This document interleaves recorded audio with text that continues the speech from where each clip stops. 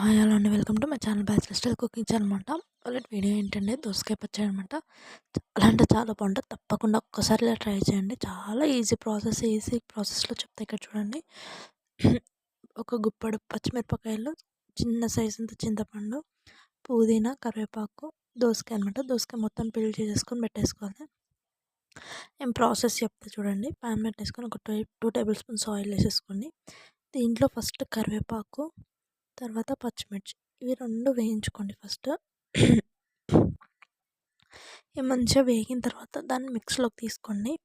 తీసుకున్నాక దీంట్లోకి మనం దోసకాయ, పుదీనా ఉంది కదా, ఈ 2 వేసేసుకొని బాగా మగ్గనిచ్చిన తర్వాత, ఎక్కువ మగ్గొద్దు, మామూలుగా ఇట్లా మగ్గిన తర్వాత దాంట్లో ఒక చిటికెడంత పసుపు వేసేసుకొని ఒక 1 మినిట్ అట్లా ఉంచేసుకొని ఆఫ్ చేయండి.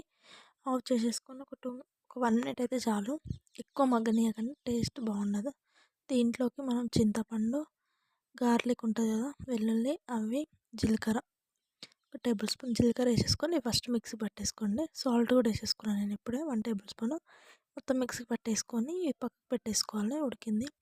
ఇక్కడ ఒక 1 టేబుల్ స్పూన్ పల్లీలు వేయించుకొని దీంట్లో వేసుకొని మిక్స్ చేసేసుకున్నా. అవి మిక్స్ అయిన తర్వాత మనం దోసకాయ, ఉప్పు దాంట్లో వేసుకొని కొంచెం కచ్చపచ్చగా గ్రైండ్ చేసేసుకొని పెట్టేసుకోవాలి. పుదీనా వేసుకుంటే టేస్ట్ మాత్రం మామూలుగా ఉండదు. పుదీనా అయినా సరే, కొత్తిమీర అయినా సరే. మనం పోపు దాంట్లోకి జీలకర్ర, కరివేపాకు ఇవి 2 ఉన్నాయి కాబట్టి నేను అవి 2 వేసుకున్నాను. మీ దగ్గర పచ్చిమిర్చి అవి ఉంటే వేసుకోవచ్చు.